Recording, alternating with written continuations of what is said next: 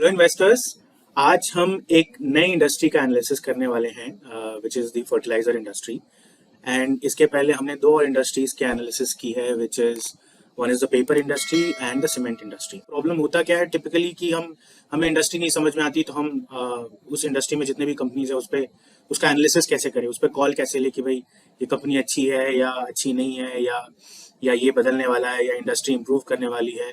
तो as a state तो कम से कम समझ में आ जाए ताकि आगे के कॉल्स ले पाए कि अब इस इंडस्ट्री में या अब इस सेक्टर में कुछ अच्छा हो रहा है, या अभी ये साइकिल टर्न हो गया, या अभी नीचे चल रहा है, या अभी पीक करेगा, whatever. I mean it has to start with the basic understanding of the sector. So here we are today analyzing the fertilizer industry. It is slightly technical and if you attend a lot of these con calls तो आपको समझ में नहीं आएगा कि क्या urea क्या non urea, कौन सा फर्टिलाइजर, किस पे कितनी सब्सिडी। ये थोड़ा डिफिकल्ट हो जाता है अगर आपको बैकग्राउंड इंफॉर्मेशन नहीं है तो। So this video will help you build that background and then it will also give you some insights कि भाई इस इंडस्ट्री को कैसे एनालाइज करें, क्या ऐसे पॉकेट्स हैं जहाँ पे कि ग्रोथ की अपॉर्चुनिटी है। क्योंकि अदरवाइज आप देखो तो agriculture as a sector in India although very important for our food security, but 2-3% से के CAGR से ज़्यादा ग्रो नहीं करता है ना। तो इंडस्ट्री वैसे बहुत ही स्टेबल स्लो ग्रोइंग इंडस्ट्री है, लेकिन इसमें कुछ ऐसे पॉकेट्स हो सकते हैं या हैं जो बाकी इंडस्ट्री से काफ़ी फास्ट ग्रो कर रहे हैं या करेंगे, एंड हेंस वहां पे इन्वेस्ट करने की अपॉर्चुनिटी बन सकती है। So let's move ahead. So इसमें जानने वाली बात यह है कि फर्टिलाइजर इंडस्ट्री में क्या क्या चैलेंजेस हैं। जैसे अभी 1960 में 1 hectare of land was used to feed 2 people. Now the same hectare of land will have to feed 5 people by 2025, which is not very far away. And इसमें प्रॉब्लम्स क्या आ जाती हैं कि अर्बनाइजेशन के चलते जो लैंड अवेलेबिलिटी है वो खुद कम हो रही है एक तो। सो एग्रीकल्चर पर्पस के लिए जो लैंड है वो आप देखोगे दिन पर दिन कम होता जा रहा है, क्योंकि लोग अब उस पर घर बना रहे हैं या उस पर मैन्युफैक्चरिंग प्लांट्स बना रहे हैं या व्हाटएवर। आई मीन लैंड का जो यूसेज है वो बियॉन्ड एग्रीकल्चर काफ़ी बढ़ रहा है। एंड दूसरी बात ये भी है कि सॉइल की जो प्रोडक्टिविटी है उसमें जो न्यूट्रिएंट्स की जो मात्रा है वो भी कम होते जा रही है। तीसरी बात ये कि पानी का जो इशू है वो लॉन्ग स्टैंडिंग इशू रहा है। हमारा जो वाटर टेबल है वो डिप्लीट हो रहा है, जिसकी वजह से कम पानी में ज़्यादा से ज़्यादा हार्वेस्ट कैसे किया जाए, ये खुद एक अपने आप में फर्टिलाइजर इंडस्ट्री का बहुत बड़ा फोकस है। मोटे मोटे 3-4 चैलेंजेस हैं जिसकी वजह से ये बहुत ज़रूरी हो गया है कि जो यील्ड है, लैंड का जो प्रोडक्टिविटी है उसको इम्प्रूव किया जाए। एंड उसके लिए हम फर्टिलाइजर्स यूज़ करते हैं जो ऐसे न्यूट्रिएंट्स हैं या माइक्रो न्यूट्रिएंट्स हैं जो हम स्पेशली ऊपर से डालते हैं ताकि लैंड जो है उसकी यील्ड यानी कि प्रोडक्टिविटी ज़्यादा हो। अब इसमें जो जानने वाली बात है वो ये मोटा मोटा 3 बड़े बड़े माइक्रो न्यूट्रिएंट्स हैं जिनको कि प्राइमरी न्यूट्रिएंट्स बोलते हैं, जो कि nitrogen, phosphorus and potassium, N, P और K। तो किसी भी आप फर्टिलाइजर उठा लो उसमें ये तीनों ही होंगे, बट अलग अलग प्रोपोर्शन में होंगे, और जो जितना ज़्यादा होगा उसके हिसाब से उस फर्टिलाइजर का वैसा नाम होगा। जैसे कि यूरिया जो एक फर्टिलाइजर है वो बहुत ही ज़्यादा कॉमनली यूज फर्टिलाइजर है, उसमें नाइट्रोजन की मात्रा बहुत ज़्यादा होती है। उसी तरह फॉस्फोरस जो है वो DAP और SSP, ये 2 मोस्ट यूज्ड फॉस्फेटिक फर्टिलाइजर्स है इंडिया में, उसमें फॉस्फोरस की मात्रा ज़्यादा होती है। और म्यूरेट ऑफ पोटैश करके एक फर्टिलाइजर आता है जिसमें पोटेशियम की मात्रा ज़्यादा होती है। एंड ये तीनों ही फर्टिलाइजर्स के अलग अलग रोल्स हैं। सो फॉर एग्जांपल नाइट्रोजन जो है वो प्राइमरीली वेजिटेटिव ग्रोथ के लिए, यानी कि पौधा जो है वो बड़ा हो, वो जल्दी बढ़े, वो ज़्यादा उसमें फल लगें, उसके लिए नाइट्रोजन यूज़ किया जाता है। फॉस्फोरस जो है वो रूट डेवलपमेंट और crop maturity and seed protection के लिए यूज़ हो जाता है। और पोटेशियम जो है वो एक प्लांट्स को जो वो डिफेंस मैकेनिज्म है extreme hot and weather temperatures में वो उसमें हेल्प करता है। प्लस वाटर की एफिशिएंसी भी बढ़ाता है। सो कम पानी में कैसे प्लांट्स को ग्रो करना है वो पोटेशियम से बेसिकली आता है। इसके बियॉन्ड कुछ सेकेंडरी माइक्रो न्यूट्रिएंट्स भी हैं, जैसे कैल्शियम हो गया, मैग्नीशियम हो गया, सल्फर होगा, इनकी भी जरूरत पड़ती है, बट उतनी नहीं पड़ती जितनी की प्राइमरी न्यूट्रिएंट्स की पड़ती है। And then there are series of micro nutrients as well. So for example we have iron, zinc, manganese, copper, boron, molybdenum, chlorine, which are micronutrients and also required in small quantity. So these are the basic chemicals that are required in order to increase the yield of the soil. थोड़ा सा ये भी discuss कर लेते हैं कि ये fertilisers बनते कैसे हैं, क्योंकि उससे हमें काफी आइडिया लगेगा कि इसका रॉ मटेरियल कहाँ से आता है और मैन्युफैक्चरिंग प्रोसेस कितना एक्सटेंसिव है, या मैन्युफैक्चरिंग प्रोसेस कितना कितना हम सेल्फ रिलायंट हैं एंड कितना हम बाहर पे डिपेंडेंट। सो आप ये जो पहला देख रहे हो यहाँ पे, ये नेचुरल गैस और एयर का यूज करके जो फर्टिलाइजर बनता है उसको हम लोग यूरिया बोलते हैं। ये यूरिया नाइट्रोजन की मात्रा ज़्यादा होती है इसमें, और इसको बनाने के लिए आपको दो चीज़ें चाहिए। आपको एक तो एयर चाहिए जो कि फ्रीली अवेलेबल है, और दूसरा नेचुरल गैस चाहिए। जैसे कि आपको पता है ये इंडिया में भी अवेलेबल है और कुछ हम बाहर से इंपोर्ट भी करते हैं। तो यहाँ पे थोड़ा एक्सटर्नल फैक्टर्स जो हैं वो डिटरमाइन करती हैं कि ये प्रोसेस कितना एक्सपेंसिव है या चीप है, राइट। और यहाँ पे आगे चल के हम डिस्कस करेंगे कि जो सब्सिडी गवर्नमेंट देती है वो नेचुरल गैस के प्राइस पे काफी डिपेंड करता है। दूसरी जो फर्टिलाइजर्स हैं, जो फॉस्फेटिक फर्टिलाइजर्स और पोटेशियम बेस्ड फर्टिलाइजर्स हैं, उन दोनों के ही raw materials phosphate based fertilizers का रॉ मटेरियल फॉस्फेटिक रॉक है एंड पोटैश का पोटैश रॉक है। एंड ये फिर भी इंडिया में थोड़ा बहुत अवेलेबल है, but potash rock is not available in India. So हम इस पे काफी डिपेंड करते हैं, हम इसके इंपोर्ट्स पे काफी डिपेंड करते हैं। एंड पोटैश रॉक में भी ज्यादातर इंपोर्ट ही होता है। और ये कहाँ से इंपोर्ट होता है? ये basically Canada, China, Morocco, Russia, Saudi Arabia and US जो है वहाँ से फॉस्फेटिक रॉक्स आते हैं। और पोटैश रॉक्स के लिए हम Russia, Jordan, Israel, Canada, Germany and Lithuania पे डिपेंड करते हैं, राइट। सो अगर आप देखो, सो मेजॉरिटी ऑफ द केसेस में, चाहे वो यूरिया हो जो कि यहाँ पे है, चाहे वो यूरिया हो या सिंगल सुपर फॉस्फेट हो या डाई अमोनियम फॉस्फेट हो, डैप जिसकी मैंने बात की, ये सारे ऐसे या म्यूरेट ऑफ पोटैश हो, ये मोस्ट कॉमनली यूज्ड फर्टिलाइजर्स हैं इंडिया में। एंड आप देखोगे in some way or the other हम इंपोर्ट पे डिपेंडेंट हैं for all of these fertilizers. And that is a major issue in India कि the government is trying to be more आत्मनिर्भर as far as fertilizer are concern. So we are trying to build indigenous capacity, ताकि हमें बाहरी देशों पे depend ना करे, at least अपने फूड सिक्योरिटी के लिए।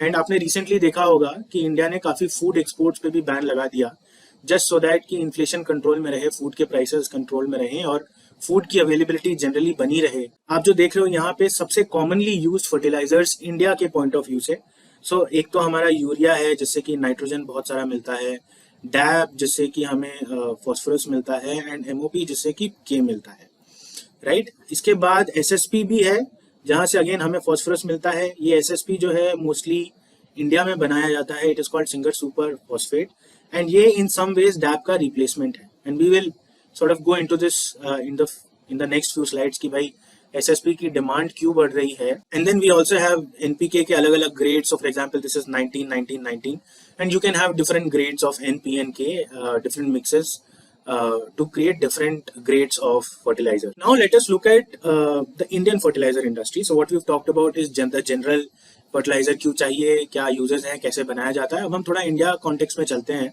So India is the second largest consumer of fertilizers in the world after China. That is obvious given our population. And we also have the second largest arable land area. India में जो land area है वो US के just second है। We are actually quite close. Striking चीज ये है कि ऑल्दो लैंड एरिया में हम लोग बराबर हैं, बट जो यील्ड है वो इंडिया का कुछ केसेस में काफी लो है। जैसे मैंने जो यहाँ पे रेड बॉक्सेस बनाए हैं, जैसे सीरियल्स हो गया या फिर ऑयल क्रॉप्स हो गया या पल्सेस हो गए या वेजिटेबल्स हो गए, इसमें आप हमारा देखोगे तो हेक्टोग्राम्स पर हेक्टर, ये जो प्रोडक्टिविटी है, यील्ड है, वो हमारी वर्ल्ड एवरेज से भी कम है और यूएस से तो काफी ही कम है, राइट। सो ये एक ऐसा एरिया है स्पेसिफिकली जहाँ पे इंडियन फार्मिंग को काफी इंप्रूव करना है, विच मीन्स यील्ड्स को काफी बढ़ाना है, एंड हेंस हमें और ज्यादा से ज्यादा फर्टिलाइजर्स चाहिए होंगे। अभी आप देखो नॉन यूरिया और यूरिया के ब्रेकअप। सो फर्टिलाइजर्स को बेसिकली दो कैटेगरीज में बांटा गया है। एक तो हो गए आपके यूरिया बेस्ड फर्टिलाइजर्स एंड दूसरे हो गए नॉन यूरिया बेस्ड। यूरिया मतलब हम नाइट्रोजन की बात करें, एंड नॉन यूरिया मतलब हम डैप या पीएन के फर्टिलाइजर्स की बात करें, जो कि कॉम्प्लेक्स फर्टिलाइजर्स की कैटेगरी में आती हैं। अगर आप देखो, अभी मैं यहाँ पे थोड़ा राइट वाले टेबल पे फोकस करना चाहता हूँ पहले। तो आप देखो 50 kg का जो बैग है वो एनपीके इस ग्रेड का वो 1440 रुपीज का मिलता है। सेम अगर दूसरे ग्रेड का एनपीके लिया जाए तो वही 50 kg का बैग 1450 में मिलता है। डैप अगर आप देखो तो वही 50 kg का बैग 1200 रुपए का मिलता है, जबकि नीम कोटेड यूरिया वही करीब 45 kgs is only 266 rupees. Urea is actually very cheap versus some of these other complex fertilizers, and hence because of this fundamental reason India में यूरिया का कंजम्पशन बहुत ही ज्यादा है, and that is suppose to continue to dominate. But अभी हो क्या रहा है कि because of extreme usage of urea land का जो यील्ड है वो कम होते जा रहा है, and this farmers are also realizing, this policy makers are also realizing, which is why they are asking, या फार्मर्स आर ऑल्सो रियलाइजिंग कि अरे अब हमें थोड़ा ज्यादा केमिकल फर्टिलाइजर्स यूज करना चाहिए, थोड़ा ज्यादा कॉम्प्लेक्स फर्टिलाइजर्स यूज करना चाहिए वर्सेस की यूरिया का यूजेज. तो अगर आप अभी देखोगे FY21 से 23 यूरिया का ग्रोथ जो है वो मात्र 1 से 1.5% का होने वाला है, जबकि नॉन यूरिया जो है वो 2.5 to 3% से ग्रो करने वाला है. So basically non-urea will grow faster than the urea segment. Although urea will continue to dominate in terms of its size, because obviously it is the more cheaper and marginalized farmers के लिए ये एक सस्ता option होता है कि urea use करके वो अपना खेती कर ले. अभी हो क्या रहा है कि नाइट्रोजन के एक्सेसिव यूज की वजह से काफी हेल्थ इश्यूज आ रहे हैं, जैसे blue baby syndrome is one example. Everybody is now realising कि हमें phosphorus as well as potassium, इन दो केमिकल्स की यूसेज भी बढ़ानी पड़ेगी in order to improve the yield of the soil. अभी एक ध्यान देने वाली बात यह है कि यूरिया का जो हमारा कंजम्पशन है वो करीब 33 to 34 मिलियन टन्स है, जिसमें कि हम करीब 30 के आसपास डोमेस्टिकली बना लेते हैं, एंड कुछ 7 से 8 हम बाहर से इंपोर्ट करते हैं, राइट. तो इस इंपोर्ट का गवर्नमेंट ने डिसाइड किया है कि हम इस इंपोर्ट का डिपेंडेंस को खत्म करेंगे या कम करेंगे, विच इज वाई कुछ नए प्लांट्स को लाइव करने की कोशिश की गई है. जैसे रामागुंडम में there is a fertilizer plant, Sindri, Gorakhpur, Barauni. These fertilizer plants will be made live and this will add +51 यानी 5.1 मिलियन टन्स का कैपेसिटी ऐड करेगा. सो एक है कि हम तो यूरिया भी बेसिकली इंपोर्ट कर रहे थे, बाकी आप कॉम्प्लेक्स फर्टिलाइजर्स तो छोड़ दीजिए, यूरिया जो कि बेसिक है जिसपे कि हमें केवल एयर और नेचुरल गैस चाहिए, उस पर भी हम डिपेंडेंट थे बाहर के इम्पोर्ट्स पे. तो उसको एक कम करने की कोशिश की गई है, which is a very good step. But यहाँ पे इस बात का ध्यान देना है कि यूरिया का ग्रोथ जो है अभी वो ज़्यादा नहीं होने वाला, 1 से 1.5% के आसपास का ग्रोथ है. नॉन यूरिया यानी कि जो कॉम्प्लेक्स फर्टिलाइजर्स हैं वो थोड़ा ज़्यादा फास्टर ग्रो करेंगे. तो कुछ देर पहले हमने डिस्कस किया अभी कि जहाँ तक कॉम्प्लेक्स फर्टिलाइजर्स का सवाल है, हमारे DAP and MOP which is diammonium phosphate and muriate of potash, so ये P का सोर्स है और ये K का सोर्स है. They contribute significantly to non urea imports. दोनों के ही कैपेसिटीज हम बाहर से काफी सिग्निफिकेंटली इम्पोर्ट करते हैं. इसका मैं आपको दिखा देता हूँ थोड़ा टेबल यहाँ पे. जैसा कि आप देख सकते हैं डैप के केस में हमारा जो प्रोडक्शन है और जो इम्पोर्ट है वो ऑलमोस्ट सिमिलर है. इनफैक्ट हम 50-50% टाइप का ब्रेकअप है कि 50% हम डोमेस्टिकली बना लेते हैं एंड 50% हम इम्पोर्ट करते हैं. बट जो हम डोमेस्टिक बनाते हैं उसका भी रॉ मटेरियल हम इंपोर्ट करते हैं. तो या तो हम रॉ मटेरियल इंपोर्ट करते हैं या फिर हम एंड प्रोडक्ट ही इंपोर्ट कर लेते हैं. इन बोथ केसेस हमारा इंपोर्ट डिपेंडेंस बहुत ज़्यादा है. अगर आप MOP के केस में देखोगे विच इज म्यूरेट ऑफ पोटैश, तो सारा का सारा ही इंपोर्ट होता है. कन्वर्सली आप देखोगे कि SSP का जो प्रोडक्शन है वो सारा का सारा डोमेस्टिक है, और ये फॉस्फेट का एक अनदर सोर्स है जो कि हम इंटरनली बना लेते हैं विद इन द कंट्री. हमारा SSP का प्रोडक्शन इनफैक्ट ग्रो किया है अगर आप देखोगे, एंड ये एक अच्छा सब्सटीट्यूट बन रहा है डैप के लिए, क्योंकि गवर्नमेंट इनकरेज कर रही है इंडिजिनस प्रोडक्शन और हम SSP लोकली बना लेते हैं ज़्यादा, तो इस चीज़ को प्रमोट किया जा रहा है. एंड वी विल सी कि इसका क्या इम्पैक्ट है. बट SSP का प्रोडक्शन बढ़ रहा है, डैप हम 50% इम्पोर्ट एक्सपोर्ट. और यहाँ पे NPK जो है, NPK के अलग अलग वेरिएंट जो हैं, इसमें हम मेजॉरिटी इन हाउस प्रोडक्शन कर लेते हैं, इम्पोर्ट्स पे थोड़ा कम डिपेंडेंस है. बट नेट मैं आपको बताऊं, जहाँ पे हम खुद भी बना रहे हैं वहाँ पे अल्टीमेटली रॉ मटेरियल बाहर से ही आ रहा है, चाहे वो फॉस्फेट रॉक्स हो या पोटैश रॉक्स हो. both of these cases either we are importing the raw material or we are importing the end product. And in this chart you can see basically complex fertilizers generally are expected to grow well. SSP में we are expecting to see 2-2.5% growth. MOP में 2 से 3% का growth देख रहे हैं हम.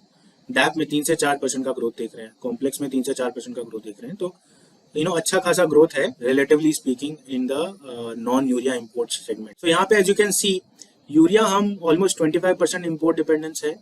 Potash के case में 100% which is muriate of potash, सारा का सारा बाहर से आता है.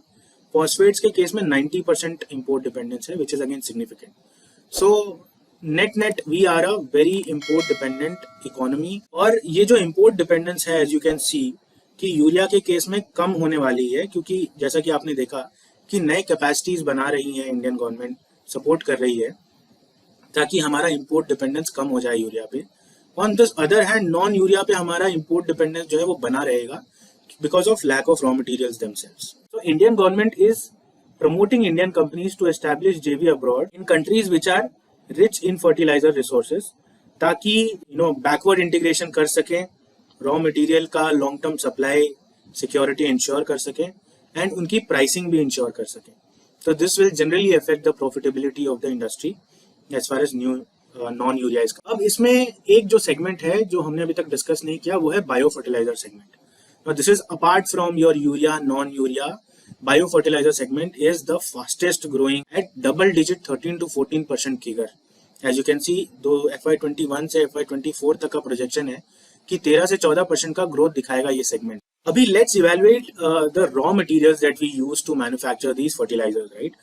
We touched upon this initially at the start of that presentation, but let's go slightly more deep. और उसके प्राइसिंग को भी थोड़ा टच करते हैं कि प्राइसिंग इन रॉ मटेरियल्स की कैसे फिक्स होती है। अभी आप देखो यूरिया के प्रोडक्शन में जो सबसे इंपॉर्टेंट रॉ मटेरियल है वो है नेचुरल गैस। नेचुरल गैस जो है वो एक तो हमारा डोमेस्टिक एपीएम होता है एंड एक हमारा स्पॉट प्राइस होता है, और एक कई केसेस में हम कॉन्ट्रैक्ट भी करते हैं। बट डोमेस्टिक एपीएम के प्राइसेस काफी लो हैं as you can see, whereas contracted and spot prices are quite expensive specially in these times, and hence that is contributing to the higher price of gas consumption. Fertilizer production is a very energy intensive process, so you need lot of either you need coal or natural gas, lot of fuel to produce fertilizers. पहले क्या था कि पहले हम naphtha use किया करते थे, अभी गवर्नमेंट ने उसको नेचुरल गैस से रिप्लेस कर दिया है because of cost and efficiency also, and obviously it is more environmental friendly. So I think barring 3 manufacturing facilities, majority of the facilities are now using natural gas directly. Natural gas as we discussed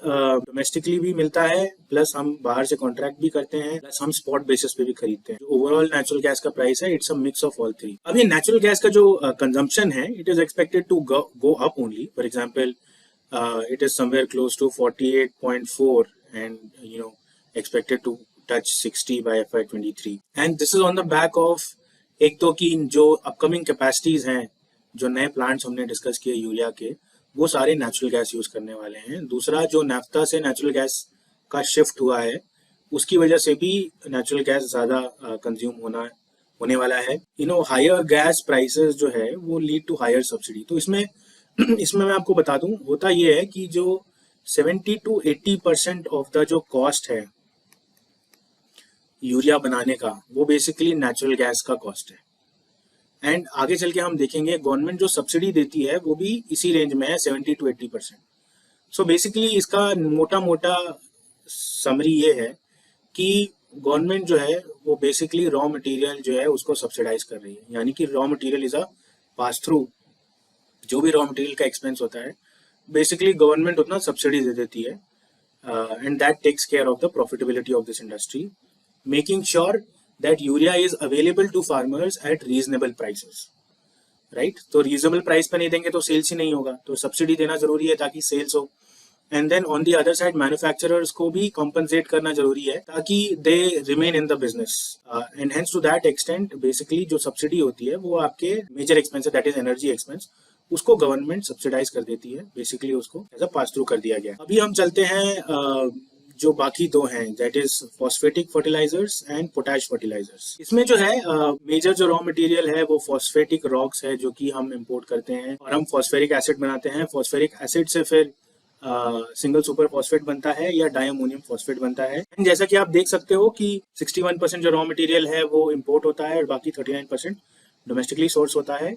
इसमें rock phosphate का हमने pricing दिखाया है and potassium chlorate का भी दिखाया है जो कि एमओपी के केस में यूज होता है। And in the recent past we would have seen कि दोनों ही रॉ मटेरियल्स बहुत ज्यादा शूट अप हुई हैं and they are expected to come down also, but because of these fertilizer prices are at record highs and इसकी वजह से जो रॉ मटेरियल एक्सपेंस है वो काफी शूट अप कर गया है, जिसकी वजह से गवर्नमेंट को एडिशनल सब्सिडी अनाउंस करनी पड़ी है ताकि इन प्रोडक्ट की जो प्राइसिंग है वो कंट्रोल में रखी जा सके। अभी ये जो स्लाइड है ये सबसे इंपॉर्टेंट स्लाइड है। इसमें हम ये डिस्कस करेंगे कि गवर्नमेंट सब्सिडी कैसे देती है और प्राइस कैसे फिक्स होता है प्रोडक्ट का।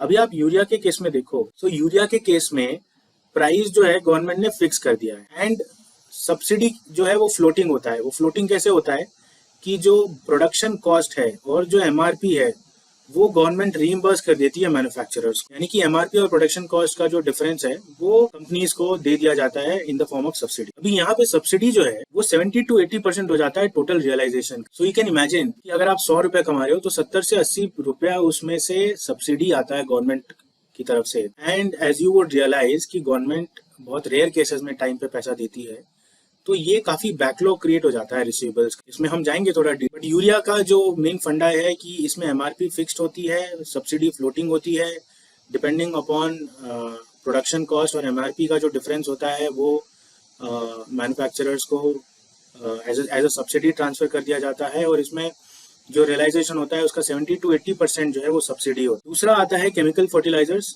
जिसका थोड़ा सिचुएशन अलग है, विच इज वाई अगर आप कंपनी एनालाइज कर रहे हो तो आप पहले देखो कि उनका प्रोडक्ट मिक्स क्या है, कितना यूरिया है, कितना कॉम्प्लेक्स है, क्योंकि इसका जो दोनों का जो थोड़ा गेम है वो अलग है। अभी कॉम्प्लेक्स फर्टिलाइजर्स में कंपनीज को इंडिपेंडेंस दी जाती है कि भाई आप अपने हिसाब से एमआरपी सेट कर सकते हो और हम जो सब्सिडी देंगे वो फिक्स्ड हो। सो गवर्नमेंट डिसाइड कर देती है कि हाँ एन, पी और के ग्रेड्स के हिसाब से। एंड यहाँ पे it is something called as nutrient based subsidy scheme, NBS बोला जाता है इसको। इसमें क्या होता है कि गवर्नमेंट डिसाइड करती है कि पर केजी ऑफ नाइट्रोजन कितना सब्सिडी देना है, पर केजी ऑफ फास्फोरस कितना सब्सिडी देना है, पर केजी ऑफ पोटैश कितना सब्सिडी देना है।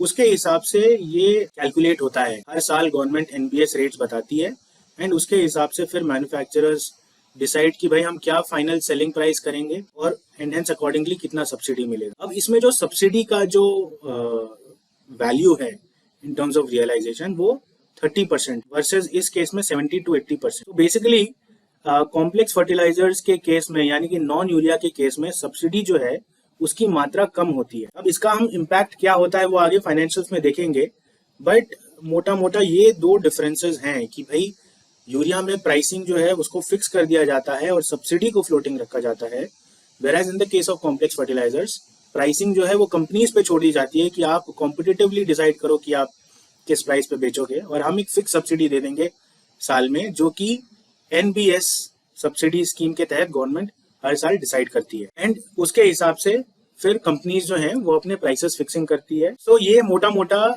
डिफरेंस है between urea and non urea. That is why these are two different categories of fertilizers and their maths is also slightly different. Now one thing you need to appreciate कि 70 to 80% जो आपका पैसा है वो government से आना है in the form of subsidy। अगर गवर्नमेंट टाइम पे देगी तो आपका वर्किंग कैपिटल इशू नहीं आएगा, बट अगर गवर्नमेंट डिले करेगी तो उसमें इशू आएगा। On the other hand complex fertilizers के केस में चूंकि ये सब्सिडी की मात्रा कम होती है तो इधर वर्किंग कैपिटल इशू कम होता है एंड हेंस यहाँ पे अगर आप कॉम्प्लेक्स फर्टिलाइजर कंपनीज का अगर आप कैपिटल स्ट्रक्चर देखोगे या कैपिटल एलोकेशन देखोगे तो it is much much better. What I have tried to do here is show you कि भाई year on year government urea में कितना सब्सिडी देती है और नॉन यूरिया में कितना सब्सिडी देती है। So as you can see here that the subsidy bill for both urea and non-urea has grown, and you know FY22 is a special year because the raw material prices have gone up significantly. Both natural gas as well as your phosphatic rocks and your potash rocks, all of these raw material prices have jumped significantly and hence the subsidy budget bill has also gone up. Similarly as you can see जो government ने जो disbursement किया है उसमें भी काफी huge jump आया है। स्पेशली FY21 में गवर्नमेंट ने एक स्पेशल सब्सिडी अनाउंस किया था 65,000 करोड़ का, जहां पे जितने भी पेंडिंग रिसीवेबल्स हैं कंपनीज के उनको गवर्नमेंट ने क्लियर किया। And you know there is this plan to keep doling out the subsidy bills regularly, ताकि ये जो क्रेडिट प्रोफाइल है इन कंपनीज की, स्पेशली यूरिया बेस्ड कंपनीज की, वो क्रेडिट प्रोफाइल जो है वो डिटेरियोरेट ना हो। ये काफी इंपॉर्टेंट है कि गवर्नमेंट जो है अपनी सब्सिडीज को टाइमली डिसबर्स करे to these company. So let us look at this slightly more detail. यहाँ पे you can see trend in unpaid subsidy carried forward next year. So you know we had good amount of carry forward जो कि FY21 में एकदम से कम हो गया क्योंकि गवर्नमेंट ने वन ऑफ 65,000 करोड़ का one of additional subsidy announce किया, जिससे कि सारी कंपनीज का जो बैकलॉग था वो क्लियर कर दिया गया। अब यहाँ से क्रिसिल एस्टिमेट कर रही है कि वापस से अगर ये सब्सिडीज टाइम पे ना दी गई तो वापस से ये जो बैकलॉग है ये या तो 65, 658 या 340 तक जा सकता है, and that time will tell कि गवर्नमेंट कितना एक्टिवली इन सब्सिडीज को डोल आउट कर रही है। बट आप देख सकते हो यहाँ पे कि ये जो इंटरेस्ट कवरेज रेशियो है ये कितना सिग्निफिकेंटली इंप्रूव कर गया बिकॉज ऑफ दिस। गवर्नमेंट ने जो वन ऑफ सब्सिडी पे की, इससे रिसीवेबल्स काफी कम हो गए। वो जो कैश मिला उससे इन कंपनीज ने काफी अपना डेट पे कर दिया, तो उनका क्रेडिट प्रोफाइल भी काफी इंप्रूव हो गया टू द एक्सटेंट कि भाई जो इंटरेस्ट कवरेज है वो 2.7 से आपका 10 तक चला गया।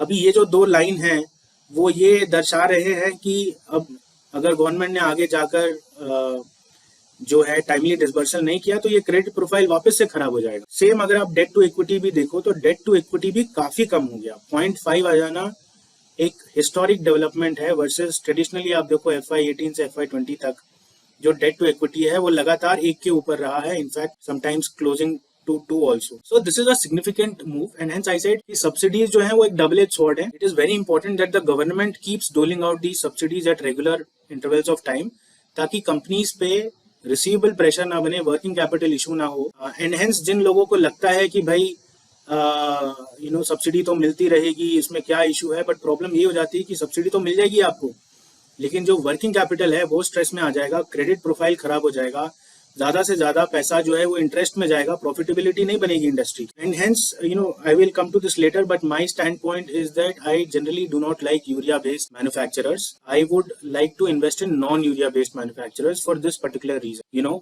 and it is very important that the government keeps doling out these subsidies at regular period of time, which by the way is what DBT is meant to do. Now I want to cover this specifically, it's a very important topic. DBT is direct benefit transfer. अभी आप सोच रहे होंगे कि ये पैसा direct farmer के account में चला जाता है, जी नहीं, ये वो DBT नहीं है। इसमें क्या होता है कि so basically fertilizer is distributed through a lot of retail points. अब ये retail point पे ना POS machines लगी होती हैं जो ये कैप्चर करती हैं कि किस फार्मर ने कितना फर्टिलाइजर खरीदा, एंड उसके बेसिस पे जब वहां POS मशीन में सेल रजिस्टर होती है तब जाके मैन्युफैक्चरर को उसका सब्सिडी कैलकुलेशन होता है, राइट।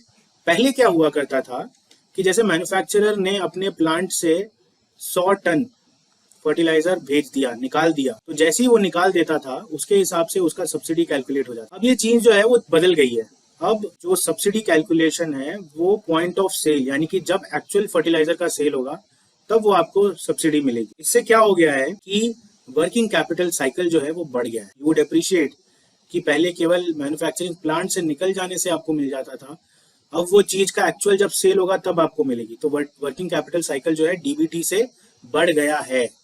इसका ये प्रूफ है, as you can see in this article, DBT of fertilizer to increase working capital for companies. Make sense, right. तो जो कह रहे थे कि भाई DBT जो है वो इंस्ट्रूमेंटल है, इंस्ट्रूमेंटल उतने तक ही है जब तक कि आपको टाइम पे गवर्नमेंट पैसा देता रहे, वरना जनरली स्पीकिंग DBT ने वर्किंग कैपिटल बढ़ा दिया है। अभी DBT का पर्पस ये नहीं था कि कंपनीज को टाइम पे पैसा दिया, DBT का पर्पस था कि सिस्टम में जो लीकेज हो रहा है उसको कम किया जाए।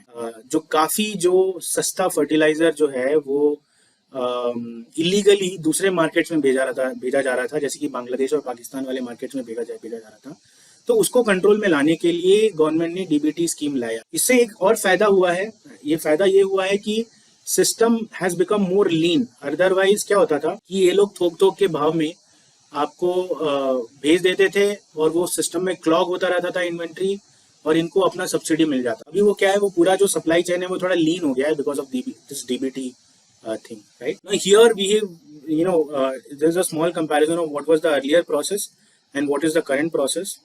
As you can see, 100% of the subsidy will be paid based on data recorded at the retailer level by the POS machine. Now, government intends to make subsidy payments within a week of sale recorded by the POS machine. So this is a very excellent move, but we need to see कि ये government कितना discipline से करती है. As you saw in the last slide, there are good chances कि this can go back to a high receivable situation. So this is a very key monitorable. There is good intention, of course, but one needs to see how the execution happens. The best way to track is go check out these listed fertilizer companies. Check कि भाई उनका जो receivable है वो FY21 से 22 कैसे हुआ. Has it continued to be low or it has increased? This will tell you कि government जो है उन companies को समय समय पे सब्सिडी का जो डिसबर्समेंट है वो कर रही है कि नहीं कर रही। अभी let's evaluate the profitability of urea versus non urea man. तो अभी आप देखोगे कि we are in a high raw material cost environment, but हमारी जो प्रॉफिटेबिलिटी है वो mostly unaffected in the case of urea. The EBITDA per ton although in absolute terms and somewhere between 1500 to 2000 rupees per ton versus non urea जहाँ पे कि जो वही range जो है वो 3000 से 4000 का रेंज है। सो absolute number wise obviously non urea का प्रॉफिटेबिलिटी ज़्यादा है वर्सेस यूरिया। सो अगर आप केवल यूरिया बेस्ड मैन्युफैक्चरर्स देखोगे तो उनका जो परसेंटेज प्रॉफिटेबिलिटी है वो कम है, लेकिन चूंकि majority of the raw material which is natural gas is almost like a pass through cost, तो इनकी प्रॉफिटेबिलिटी जो है वो ज्यादा बिगड़ती नहीं है क्योंकि government takes care of the cost in terms of subsidy. But as we discussed, इसका जो कॉन है वो ये है कि ये जो सब्सिडी है वो आने में टाइम लगेगा, उससे वर्किंग कैपिटल इशू होगा, उससे डेट मेट्राइसिस जो है वो खराब हो जाएंगी। ये इसका डबल एज स्वॉर्ड है। ये जो आपको चार्ट में दिख रहा है, this is only one part of the story. In the non urea case absolute profitability is much higher than urea, but यहाँ पे क्या होता है कि गवर्नमेंट को हर साल एनबीएस रेट्स रिवाइज करने होते हैं। अभी तक जो है स्पेशली FY22 में केवल फॉस्फेट का प्राइस रिवाइज किया गया है, के का प्राइस नहीं रिवाइज किया। तो इस वजह से ये जो प्रॉफिटेबिलिटी है, क्योंकि आपके के रॉ मटेरियल प्राइसेस, क्योंकि आपका म्यूरेट ऑफ पोटैश काफी एक्सपेंसिव है, तो उस वजह से प्रॉफिटेबिलिटी डिप के चांसेस हैं। अगर अगर एनबीएस का रेट इंक्रीज किया by 100%, then this will likely to sustain, right. तो सो बेसिकली नॉन यूरिया में प्रॉफिटेबिलिटी की जो वॉलेटिलिटी है वो थोड़ी ज़्यादा है, बट यहाँ पे वर्किंग कैपिटल इशू उतना नहीं है जितना यूरिया के। तो ये दोनों ही बिजनेसेस के प्रोज एंड कॉन्स हैं। मेरे हिसाब से नॉन यूरिया वाला बिजनेस जो है वो slightly more better than the urea business है। अभी ये देखते हैं कि इस इंडस्ट्री में एग्जिस्टिंग प्लेयर्स कौन से हैं, क्या क्या कैपेसिटीज है। Obviously these are the major players. तो अगर आप देखो अभी आप देखो जो नॉन यूरिया फोकस प्लेयर्स है उसमें पारादीप है, इंडोरामा है, we have significant non-urea capacity by IFFCO, largest in the industry, and then Coromandel International. So these are the major non-urea players. Urea players, Chambal Fertilizers, we have National Fertilizers, we also have Indogulf Fertilizers. So these are purely urea based, and then there are other players who have a combination of urea and non-urea. GSFC also has significant non-urea, a little urea as well. So that's the distribution. Obviously, there are many other companies. For example, there is a company called SPIC. We have company called Rama Phosphates, right? We have a company called Shri Pushkar. So there are other companies also which are mostly into SSP. So we will look at this, but they are making more SSP, which is essentially a replacement for DAP. अभी क्या dab import होता है, government जो है वो चाहती है कि हमारा डिपेंडेंस डैप पे कम हो, so government is encouraging more and more SSP production, and hence this is a good space to be as far as fertilizers are concern. यहाँ पे as you can see this is a comparison of the FY16 FY21 production. As you can see Coromandel जो है वो केवल non urea करता है। We have Paradip Phosphates which is non-urea, and then we have others also which are completely urea, like National Fertilizers is completely urea. We discussed in the last slide also. Just to point to note कि non-urea segment में has significant presence of private sector. Private sector mostly non-urea में participate करता है, whereas majority of the cooperatives and PSUs are in the urea segment. So that you need to keep in mind. अभी, so how to select companies in this industry? And before I get into that, let's discuss what are the major risk factors. You would understand now कि भाई urea में there is a lot of dependence on imported fertilizers. So when you have dependence on import, it becomes a risk factor. उसका raw material also becomes a risk factor. The pricing of the end product also is a risk factor, and that is covered in the raw material thing here. We have a fairly high risk as far as raw material prices are concerned. Then fluctuation gas price is also significant. ये भी medium risk है, कुछ भी low risk का नहीं है यहाँ पे। सारे के सारे आइटम्स या तो मीडियम रिस्क के हैं या फिर हाई रिस्क के हैं।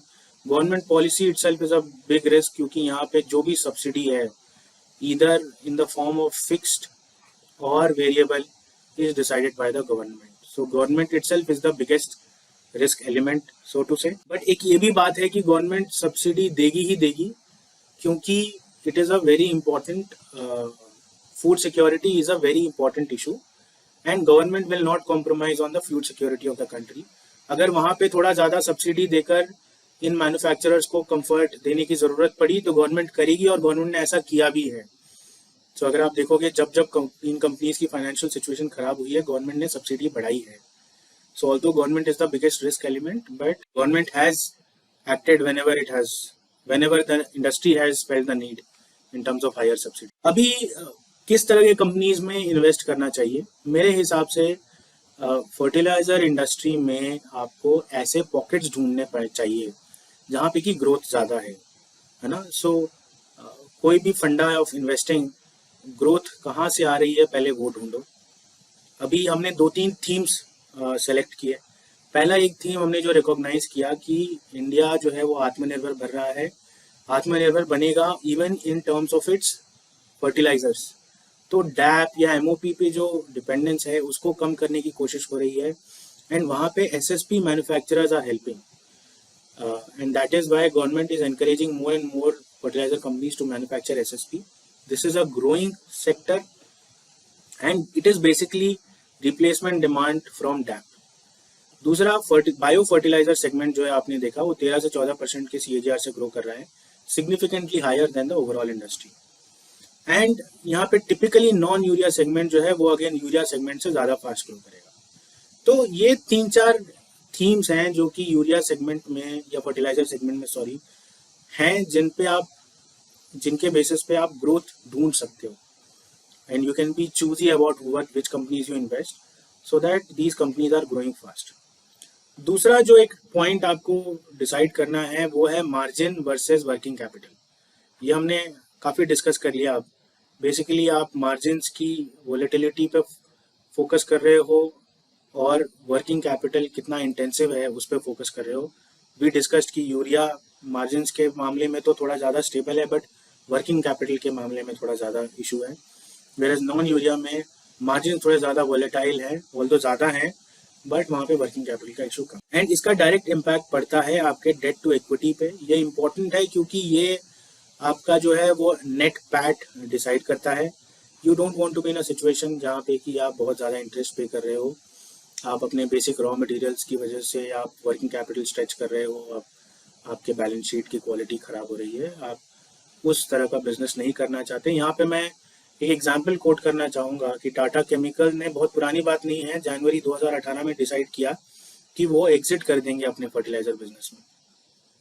सो ये बिजनेस एक तो आसान बिजनेस नहीं है by any means. It's a very very difficult business to do, specially when there is so much government contribution, and hence these are the things that you need to look out for. चौथा जो एक बहुत important factor हो जाता है वो है raw material की सिक्योरिटी. अभी आप रॉ मटेरियल की सिक्योरिटी कैसे इंश्योर करोगे जब चीज़ें आपके कंट्रोल में नहीं है? आप बेसिकली जेवी बनाओगे बाहर की कंपनीज पे ताकि उनकी माइनिंग हो वहाँ पे, और वहाँ से आप इंडिया में रॉ मटेरियल इंपोर्ट कर पाओ at fix prices, agreed long term contract sign करो, and that will make sure कि भाई आप स्पॉट में जाकर रॉ मटेरियल नहीं खरीद रहे, आपका बेसिकली लॉन्ग टर्म कॉन्ट्रैक्ट है एट अ रीजनेबल प्राइस, जिससे आपकी प्रॉफिटेबिलिटी जो है वो बनी रहे. एंड फॉर एग्जांपल यहाँ पे जैसे पारादीप फॉस्फेट्स के केस में ओसीपी ग्रुप है जो कि एक प्रमोटर की तरह है, and it has 70% global reserves and has agreement with Paradip phosphates for raw material supply. So Paradip in a way has made sure कि भाई उसके रॉ मटेरियल का इशू ना आए by having a promoter himself who has vast majority of these phosphate reserves. Similarly, Coromandel has also done this thing. Coromandel ने एक JV बनाया Tunisian Indian Fertilizers, and उसमें Coromandel has partnered with GSFC also, and then there is this Tunisia based company also. So they are trying to create JVs so that raw material security is maintained, and that will help them maintain their higher profitability also. Now let us quickly talk about the valuations in this sector. We touched about basics of the industry. मैं थोड़ा सा valuation भी touch करना चाहता हूँ, क्योंकि इससे एक आइडिया लगता है कि इन बिजनेसेस को किस प्राइस पे एंटर करना चाहिए, किस प्राइस पे एग्जिट करना चाहिए. हमने देखा किस तरह के एसेट्स में हाथ डालना चाहिए. तो या तो आपको it's a very asset to asset game. अभी मैं ऐसा क्यों बोल रहा हूँ, जैसे अगर आप कोरोमंडल इंटरनेशनल उठाओगे, so it's a very premium fertilizer company that is also into other segments, but then it trades at a very high price to earnings relative to the entire industry. It typically varies anywhere from 15 to 20, currently trading at about 17.8, but this is leagues apart from any other fertilizer company in India. It is also the largest. If you look at the growth rate of the company, it's been growing stupendously well. It has decent margins, but valuation is also very expensive. So if you look at the companies of generally other companies in the industry, see, and these are three non-urea players, right? So for example, Paradeep, Coromandel, GSFC, like we saw, these are three non-urea players. अब इनका valuation जो है anywhere from 5 to 7, 8 or even 18-20 times PE. तो आपको obviously you have to find the company that is growing fast, raw material security, good capital allocation, and then available at low PE also, है ना. ये 3-4 buckets जब आपके टिक होंगे, तब आप बोल सकते हो कि हाँ भाई ये बढ़िया इन्वेस्टमेंट लग रहा है. अगर आप चले जाओ, जैसे अगर आप अभी नेशनल फर्टिलाइजर में चले जाओ, तो नेशनल फर्टिलाइजर केवल यूरिया बनाती है. इस केस में मार्जिन आप देखोगे काफ़ी कम है, वर्सेस दी एंटायर इंडस्ट्री. आप देख लो, केवल यूरिया के मार्जिन काफ़ी कम है. इनफैक्ट इनका जो पीई है वो एक्चुअली नॉट मीनिंगफुल है, क्योंकि it's actually a loss making company. Valuation wise also they are very very cheap and will continue to be cheap, क्योंकि यहाँ पे मार्जिन नहीं है, प्लस वर्किंग कैपिटल इंटेंसिव भी है. तो urea generally does not get valued as much as non urea. Now non urea side you need to find out specific assets. अभी जैसे मैं एक एग्जांपल देता हूँ, जैसे स्पिक हो गया, या रामा फॉस्फेट्स हो गया, या श्री पुष्कर हो गया. These are couple of companies, छोटी छोटी फर्टिलाइजर कंपनीज हैं जहाँ की अच्छा ग्रोथ है just from SSP, single super phosphates का. ये लोग नए नए प्लांट्स डाल रहे हैं, उसकी वजह से ये सेगमेंट ज़्यादा फास्ट ग्रो कर रहा है. बेसिकली डैप का एक रिप्लेसमेंट है, एज वी डिस्कस्ड, एंड यहाँ पे डी कंट्रोल्ड भी है. सो इट्स नॉट दैट कि यूरिया की तरह ये कंट्रोल कर रही है गवर्नमेंट ने एक फिक्स सब्सिडी अनाउंस कर दी. इसके बाद आपके ऊपर है कि आप अपने प्राइसेस कैसे डिसाइड करते हो. तो ये डी कंट्रोल्ड है, यहाँ पे सब्सिडी का भी उतना कंट्रीब्यूशन नहीं है, तो वर्किंग कैपिटल का भी उतना इशू नहीं है. तो which is why I am saying you need to find these specific group of companies, and उसमें जो सबसे बढ़िया वैल्यूएशन है which will help you decide कि इस इंडस्ट्री में कौन सी कंपनी को बैक करना है, एंड किस वैल्यूएशन पे एग्जिट भी लेना है. That is also very important. So hope you like this video. I intend to make more such videos going forward. आपके कोई भी क्वेश्चन हो फर्टिलाइजर इंडस्ट्री से रिलेटेड, प्लीज कमेंट्स में डालिए. We can create a good discussion forum to discuss this segment and any other segment that we've made earlier videos also. If you want to reach out to me, you can write a mail to me directly at ujjwal@wealthculture.in. हमारे small case पे 2 portfolios हैं जो हम manage करते हैं. एक है large cap titans और दूसरा है small and mid cap underdogs. Check out our portfolios. We are providing 20% off on the subscription fee. You can use the code WC20 to get 20% off on the subscription. And subscribe our YouTube channel. We will make more such content for you.